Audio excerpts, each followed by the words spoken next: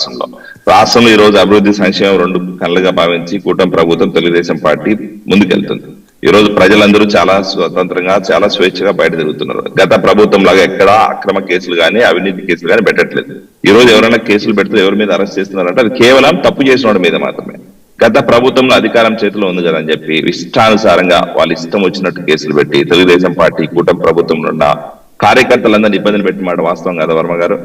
గత ప్రభుత్వంలో ఎన్ని వేల మంది ఎన్ని లక్షల మంది కేసులు పెట్టరు వీళ్ళు. గత ప్రభుత్వంలో వీళ్ళు అధికారం ఉన్న రోజుల్లో మహిళలు బయటకు వస్తే మహిళల మీద మానభంగాలు చేస్తే వాళ్ళకు కూడా ఎమ్మెల్సీలు ఇచ్చి వాళ్ళకు కూడా మినిస్టర్ హోదాలు ఇచ్చి కూర్చోబెట్టిన ఘనత వైఎస్ఆర్సీపీ కదా. మరి ఈ రోజు వాళ్ళు మళ్ళీ వ్యవస్థల గురించి మాట్లాడుతున్నారు, వాళ్ళు మళ్ళీ ఈ రోజు ప్రజాస్వామ్యం గురించి మాట్లాడుతున్నారు.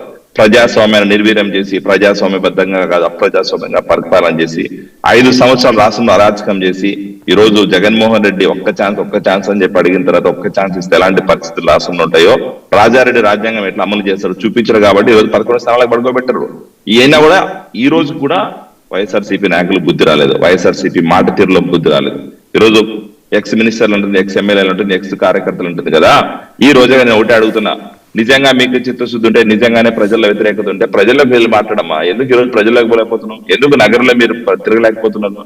ఎందుకు మీ జగన్మోహన్ రెడ్డి గారు రోజు ప్రజల్లోకి వచ్చి మాట్లాడలేకపోతున్నాడు? ఎందుకు మీ అసెంబ్లీకి వచ్చి మాట్లాడలేకపోతున్నాడు? అంటే కేవలం మీరు అంతా కూడా మీడియా మాయలో ఈ బ్లూ మీడియా అడ్డు పెట్టుకొని లేకపోతే ఈ మీడియా ఛానల్ అడ్డు పెట్టుకొని ఏదో రాజకీయం చేయాలని ప్రయత్నం చేస్తున్నారు.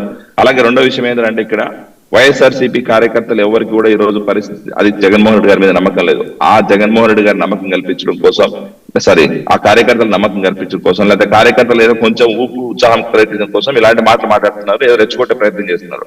జగన్మోహన్ రెడ్డి గారికి నిజంగా చిత్తశుద్ధి ఉంటే జగన్మోహన్ రెడ్డి గారు నిజంగానే ప్రజల కోసం పనిచేయాలని ఆలోచన ఉంటే ఈ రపాలాంటి మాటలు కాకుండా ఇలాంటి బూతు పురాణం కాకుండా ప్రజల్లోకి వెళ్ళి మాట్లాడమని చెప్పండి. అలాంటి పరిస్థితి వైఎస్ఆర్సీపీ నాయకులు లేదు, వైఎస్ఆర్సీపీ డిఎన్ఏలో కూడా అలాంటి పరిస్థితి లేదు.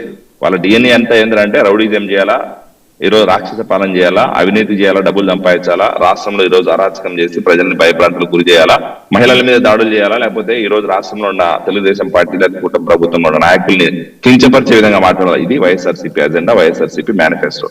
అలాంటి దరిద్రమైన పార్టీని అలాంటి దుర్మార్గమైన రాజకీయాలు చేసే నాయకుల్ని ప్రజలు ఆల్రెడీ ఈ రోజు తరిమి కొట్టారు. ఆల్రెడీ 11 స్థానాలు ఇచ్చే వాళ్ళకి ప్రతిపక్ష హోదా కూడా లేక ఈ రోజు రాష్ట్రం నుంచి బయటకు పంపించిన పరిస్థితులు మనం చూస్తున్నాం.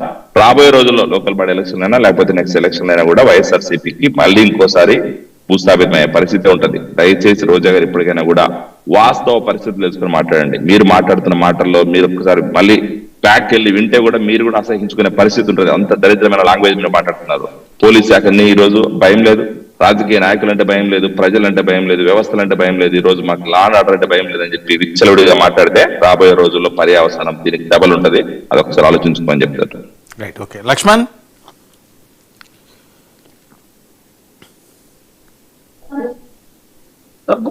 Good evening sir.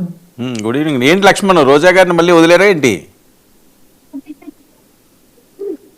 Sir Varma గారు మీకు అలాగే పెన్న ఉన్న పెద్దలకి డబ్బులంటి వీక్షలకి యాజమాన్యానికి హృదయపూర్వక నమస్కారాలు అండి.